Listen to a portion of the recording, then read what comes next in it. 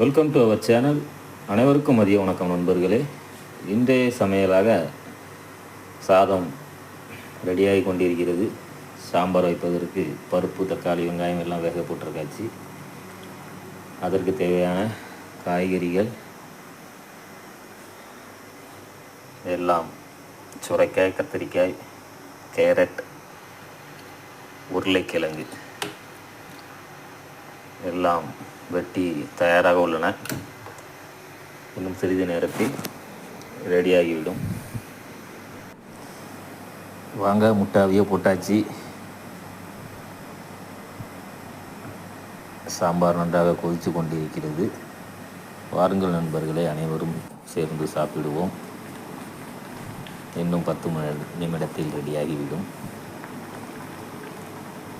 அதற்கு பிறகு அப்பளம் பொரித்தாச்சு. சாம்பார் ரெடியாகிவிட்டது.